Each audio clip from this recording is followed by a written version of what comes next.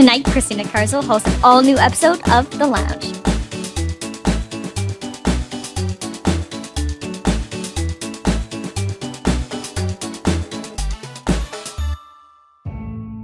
The following program may contain mature material some viewers may not find suitable. Viewer discretion is advised. It's The Lounge with Christina Carswell, featuring Reggae Rika and The Lounge Band. On tonight's show, Alex from the channel Swaft, Sarah from the channel Lyra Kylaren, and Sean, the crazy gaming fanatic. And now, your host, Christina Carswell. Welcome to The Lounge on TOONDISE. I'm your host, Christina Carswell. Joining me today from the ever-popular YouTube channel, Swaft. I'm Axel. And the other YouTuber channel. Hi, Tyler, and I'm Sarah. I'm very, very sleepy. And our gaming enthusiast, Abraham Lincoln, also known as Sean. Whee! So today we're talking about something very dear to my heart and my lifestyle is tabletop gaming, specifically with tabletop RPGs. So, Dungeons and Dragons. I know all you play as players, but have any one of you DM'd or GM'd before? I've tried once, and it was a horrible, horrible experience. I'm in the same boat. I tried running a campaign with two of our mutual friends, actually. I found this website where it's dndsheets.com where you can do all your character sheets online, so your DM can have easy access to them. Mm-hmm. And I'd requested that all my players use that, so that way we don't have to waste paper. Blah blah blah blah. They refused for whatever reason because they were afraid that their characters would get stolen, and then people would hijack their characters, and they are coming up with all these other ludicrous ideas. I think one of them had created for himself a duplicate identity personality chart. So like at random points he'd roll a dice and it's like, oh, I'm this personality now. And they it was an interesting campaign though. I will say that, but just the players themselves weren't all that. Okay, so there was more like troubled people playing characters. Yeah, they weren't necessarily willing to cooperate. Although what they ended up doing was kind of interesting because they were hired on as guards for a caravan as a diplomatic envoy to the neighboring country. Mm-hmm. However, they decided, we're not going to do that. We're going to hijack a naval ship. So they enrolled in the Navy and spent the next 3 weeks in-game going through the naval boot camp or whatever, got their assignments, and then they all specifically wanted to work in the galley so that they then poisoned the entire crew and then coup de grace all of them, and hijacked the ship and went out to sea. Well then. Yeah. It was fun. Did you feed them to a leviathan or maybe a couple sharks? Yeah, I fed them to 3 hydras. Well, good job on that. It was like, yeah, you guys aren't gonna do this, and they're like, why? We succeeded. 3 hydras. What? Yeah, 3 hydras. Damn. Axel? They live, but... Yes? What was your story? Your horror story of DMing? Well, to be honest, I think it largely had to do with the lack of experience. On your end or your players? Oh, on my end, to be honest. I'm not going to blame the players. That's players fair. are always going to shitpost, but... It was my first time DMing, so I'll admit I wasn't able to keep control of the situation, but yeah. Anyways. Yeah. Sorry about cutting off earlier about that too. What was it? Yeah, no, happened there. I had at the time I had a strong sort of what do you call it there? Compulsion, obsessive compulsion. I don't know. Anyways, OCD. I was looking into a bunch of like game mechanics and stuff. It was like anything had to do with dice. It was like I was all over it. Okay. And I mean, I'd been introduced to Dungeons and Dragons, and I was kind of itching to try out a campaign, try out like running a quick session with a few friends to see how it would go. The problem is that there were a lot of rules. Lots and lots of rules and content and things to go through. And I'm looking at this from a mechanical standpoint, not thinking about, oh, I'm writing a story. Oh, we're going to go off on wonderful adventures. It's like, fucking rules. Yep, this is why Jam's the rule monkey. Throw out the rules. I know. So anyway, what happened is I grabbed a stock session. I think it was like, it's called A Dark and Stormy Night. Okay, so you grabbed a module. Yeah, I grabbed a module. Tried it out with a few of my friends. The thing is that they rolled really poorly. And I'm just sitting there. It was just like, okay. As bad as Jay? Jay? No, Jay usually rolls a lot better than I do. It's when it matters. It's when it stops working for him. Oh, fair enough. Yeah. Fair enough. That's a common trend in our campaign. Well, I think that's just a common trend for any one of my players. Yeah. But getting to the point, what happened is we're all sitting there thinking, okay, this is a dice game, not thinking, oh, we're going with the story. Mm-hmm. So they're, of course, all just trying to roll the dice to do stuff, and they're rolling poorly against rats. Just rats. God. Just rats. Just rats. I'm looking at this and going, you ever see that Nathan Fillion gif where he's just kind of like putting his hand in his face like in shock about I should say something, but I that's kind of what I was doing there. It's just like, by an act of God, you managed to kill it. Hooray! But like they rolled a and one. all rejoiced. Yay! Yeah, and basically that kind of scarred my DMing experience at that point because I was looking at this going, I'm ruining their lives. So that's about it. Sean, did you ever DM? Yeah, a few times, but I don't speak of them much. Why is that? Because I am not a benevolent dictator. When I get to control the story, y'all bitches are following my story, or else you'll get dragons thrown at you. A shit ton of dragons, like fucking Khaleesi up in this bitch. And, but I like to do what's called stat skewing. Oh no. Which is like, so, anyone does an action, and normally, you do, like, checks to see if they pass, right? Yeah. However, I like to just go, like, alright, so, fuck the roll numbers. I'm gonna roll an arbitrary handful of numbers, and if I hit them, you're going to fail it, no matter what. You're so mean. Deus Ex Machina this shit. And I'm like, I remember one time a buddy of mine, his paladin was simply just trying to pick up his sword. And I'm like, I'm gonna roll on this action, and he's like, oh god, what? And I'm like, and I'm not talking like major fight combat shit. I skew the stats. I don't like, that's completely unfair. But when it's them doing menial tasks, I just throw in the absolute chance to fail. And I'm like, so this paladin's trying to, like, large fight just happened. He got knocked out, so of course he dropped his sword. He gets revived, and is, like, heavily battle damaged. And he goes to pick up his sword, and I rolled. And I'm like, if I roll 1 through 19, you're gonna fail. But I didn't tell him this. I just did it in my head. Because that's what happens when you give the man the power behind the curtain. Is I get to decide what is a critical 20 and what isn't. So I was just like, in my head, I'm like, if I roll anything but a 20, he's gonna fail. Rolled a 7.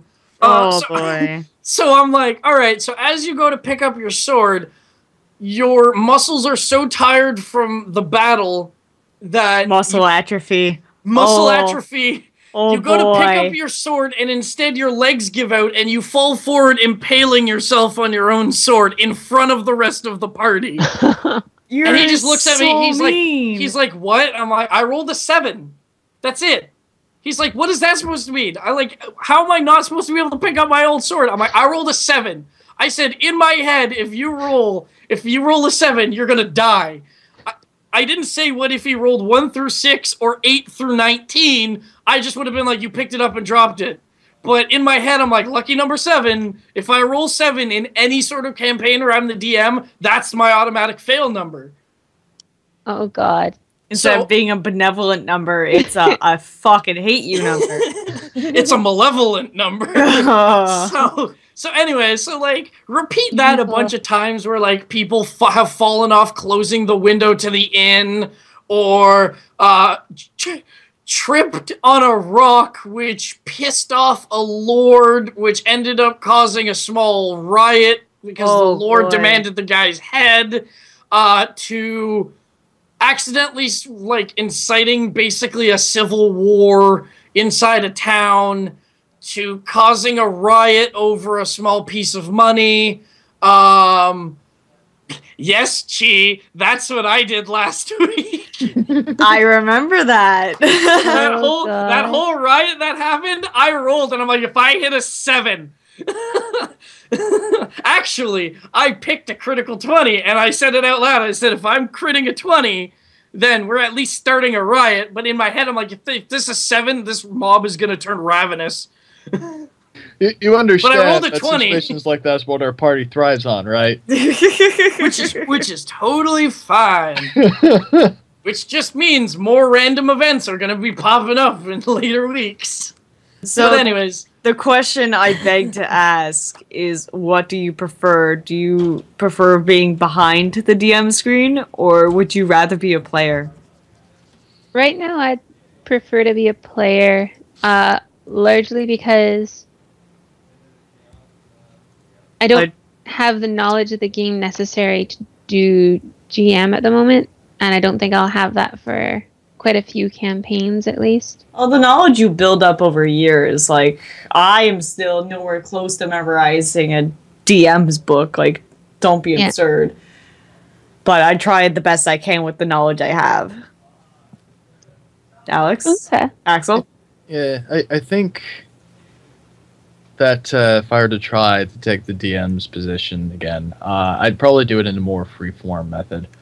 I don't know if that would end up blowing up my face. I'm sure there's someone who's listening to this right now going, "Oh, why, you fool!" But, personally, I like the idea of when you're playing D&D, to have more of the emphasis on the storytelling part. Rather than the rule set? Yeah, exactly. If you sort of like, I mean, obviously there's some things you have to do to keep the pace going, some things to add a little challenge and decorate around, and to be honest, if you really just want to screw a party member over because you just hate that guy, do you really need dice to do that? No. No, exactly. But it makes it all the more satisfying. Yeah, just to like pick up a random dice and go, and just toss it as a and DM. The best part is you pull a joker. You don't. It's not a two-face because it's not leaving it to 50-50 chance. You're just going for pure chaos. You're like, I'm gonna roll this die and make them freak out and think that I'm doing something horrible to them. Instead, you're just like, you sneeze. Oh, that's what she does actually. It's like, oh god, why is the DM rolling? And then they get all tense because, like, as a player, when you see the DM like kind of shuffle their eyes and then grab a bunch of die and scurry them behind the curtain, you're like, what are they doing? Are they gonna try and fucking kill me? Like, what is this? Oh, I find what works and more then is you just grab a sneeze pencil. and you accidentally fart. Oh yeah, grabbing a pen. Now grab a pencil, start writing it down, roll a couple dice, write something down, roll a couple more dice, write something down, roll a couple more dice, It's and just then like look up. you making a grocery list. You're like, milk, three eggs, bread. Orange juice. I totally forgot the orange juice. Orange juice. You know, I need past. I need more past. You're like, oh, how are we for toilet paper? Oh, whatever, some toilet paper. You're just making a grocery list. But no, like I'll start planning for advanced stuff, like stuff that I think they might get to that might not be exactly. Don't fucking test me on these because you will regret it. But sometimes it'll be something for immediate, sometimes it'll be something for later on, sometimes it'll be the way the NPCs are reacting to what's going on that the PC characters are doing, right? So it's just to give it a little bit more flavor anyways, because like rather than sitting there just like waiting for them to be done their tyrants, I'll just add more flavor to the campaign as much as I can. Yeah. I guess to answer your question, I'm kind of like 50-50 split. Mm-hmm. I mean, I like being a player because it's just fun to be a character in a story, and you're just like, oh, I'm just doing my own thing, or at least trying to see what the DM has planned, because it all really excuse me. It all really depends. It all really depends on basically the DM at that point, right? So like, if I'm the DM, of course I'm going to be loving the DM because I'm the DM. But if I'm a player in the story, then I'm gonna be like, okay, has this DM thought of, have they fleshed out the story enough that like I would enjoy their story? Because like I've played in a few campaigns where it was just like the DM was like, all right, cool, you guys are walking towards this thing, you see a old abandoned church, the church just happens to be on top of some sort of fucking underground maze. Mm-hmm. And go kill this giant cube. And it's just like, all right, thanks for giving us some random stuff to kill, but like, where's a story that you built in this world or anything? But some people like doing the monster hunting stuff. Some people like an elaborate story. Sometimes I like to do the monster hunting things because I'm just like, I'll be like, all right, cool, I'm gonna always re-roll my favorite barbarian in the world that never dies, and then go from there and just be like, oh, kill this thing? Okay. Kill this thing? Okay. But then, like, there's some times where I'm just like, you know what? I want to actually make an interesting character with the rest of the party and then give them some sort of, give them an actual character so that the DM has something to play with. Because I've done stories where I've just wandered away from the party because, like, the DM was just like, you know what? You're up to crazy hijinks. I'm just going to write a separate story for you. And I was like, yes!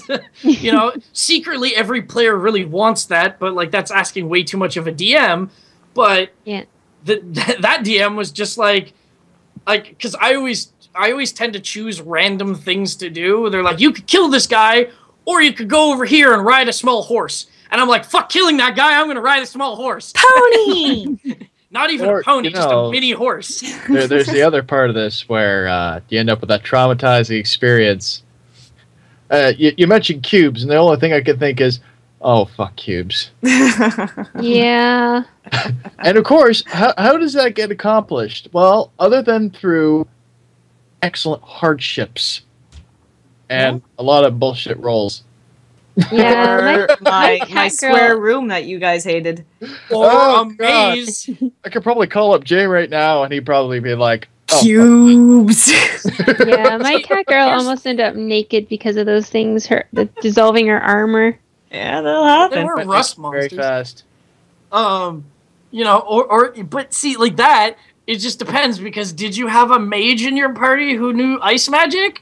Because you just freeze that shit and shatter it. Did we have one? But he kind of fell in a pit.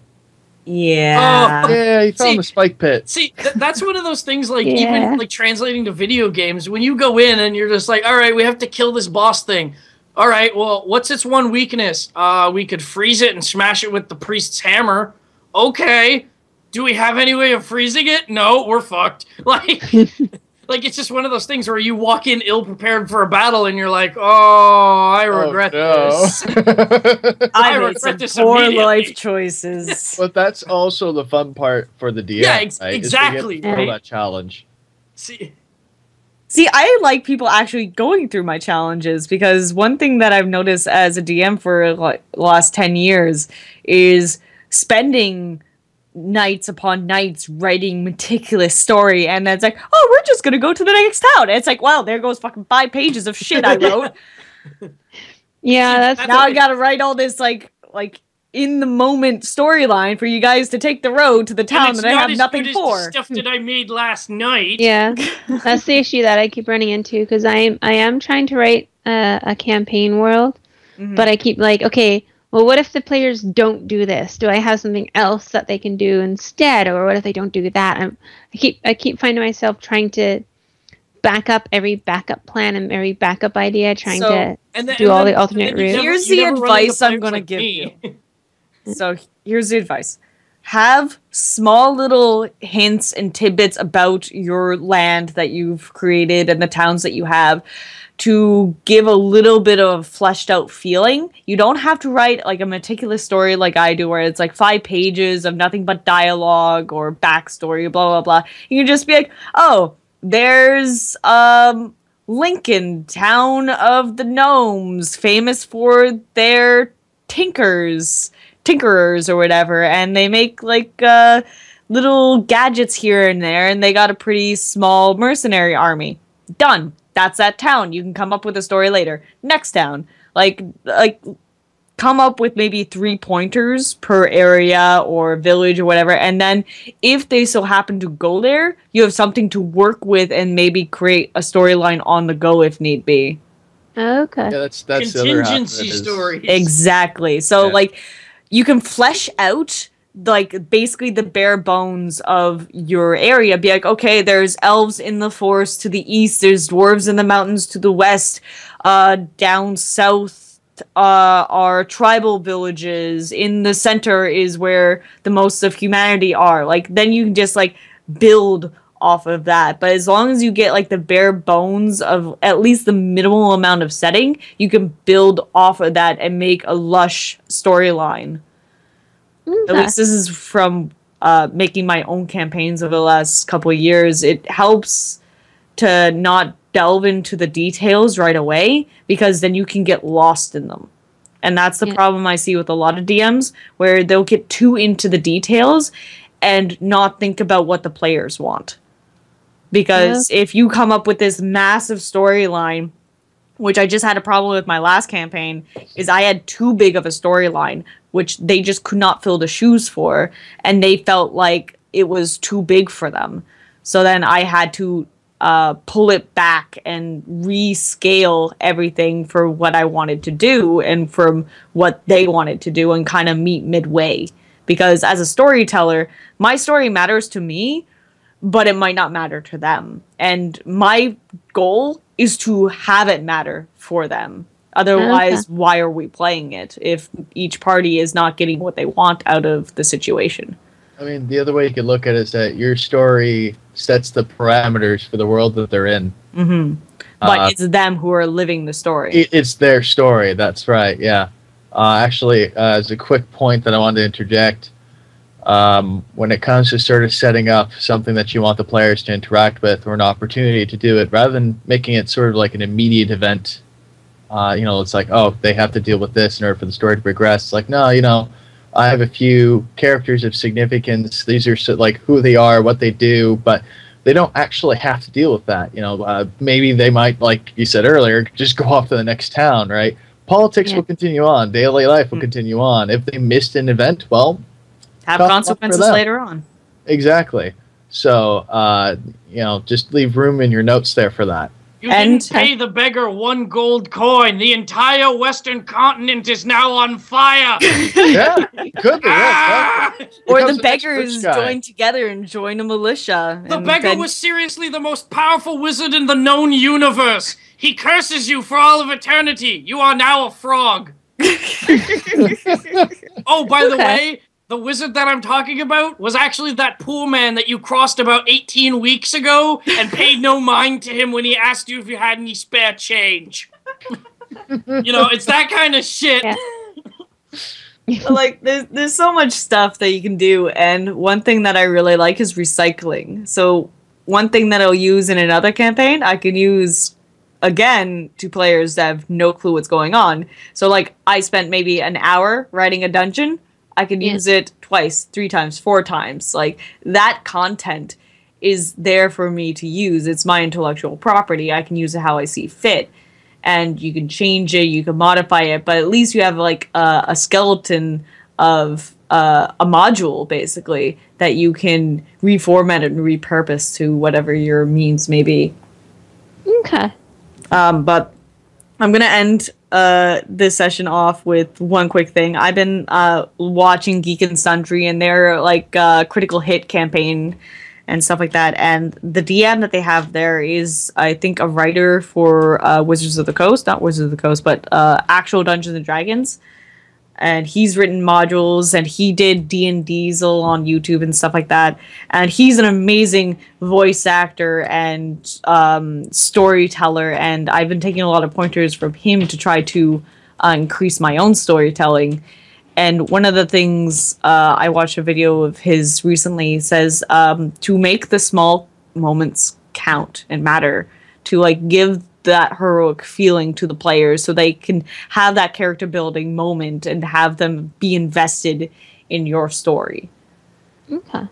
So I'm trying to better myself as a storyteller, and even though I've been doing it for 10 years, I still have a lot to learn and correct, and it's an ever-building process. So you never stop learning how to do things, is my point. Because there's always something else you could add in there to make it awesome. I have more ideas now. Excellent. Awesome. Excellent. Excellent. Excellent. Yeah. Yeah.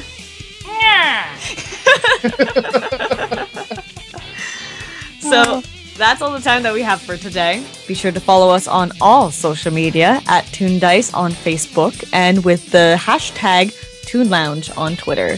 And if you're a fan of TOONDISE, make sure to support us on Patreon at patreon.com/TOONDISE. And on behalf of Axel, Sean, Sarah, and myself, Christina Carswell, thank you for watching, and we'll see you next time right here on the lounge.